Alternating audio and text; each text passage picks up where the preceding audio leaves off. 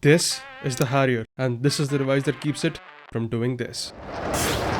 How can this simple, inexpensive, and seemingly insignificant device prevent a fatal crash of a Harrier during a hover? Hover, a vertical takeoff and landing, was pioneered into the military aviation by the Sea Harrier. It could take off and land in even the most remote of locations, from dense forests to rugged terrain.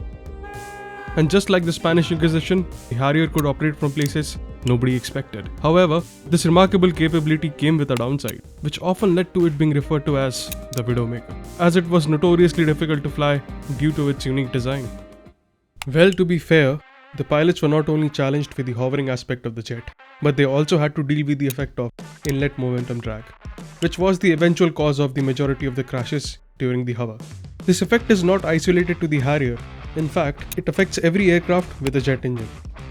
Yes, even this one. Rather, it's the Harrier's unique ability to hover that exacerbated the problem, as during the hover the forward velocity is low and the engine RPM needs to be high to generate the necessary vertical lift, which in turn increases the inlet momentum drag. To exhibit this effect, I have acquired the services of a highly trained pilot called sign Maverick. Say hi, Maverick.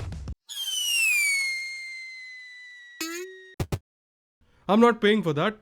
While we wait for the ground staff to clear that mess, let's imagine a scenario where our Harrier is in a hover and it encounters a crosswind or a sideways movement.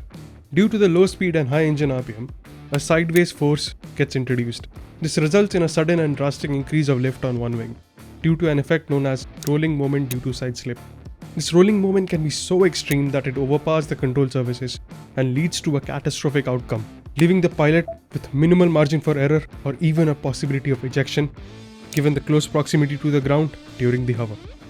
So in order to maintain stability, the pilots needed to keep the aircraft's orientation pointed in the crosswind.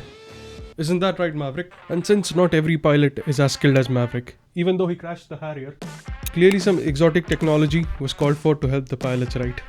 Nope, they used this, a wind vane, which can often be spotted on top of medieval buildings as a decoration. But for the Harrier, it was more than a mere ornament. It saved lives. The purpose of the wind vane is to indicate the direction of the wind flow over the front section of the aircraft. It allowed pilots to keep the aircraft pointed in the wind, giving them critical information they needed to maintain stability and avoid fatal accidents. Interestingly enough, the latest F-35, which can also hover, does not face the same problem.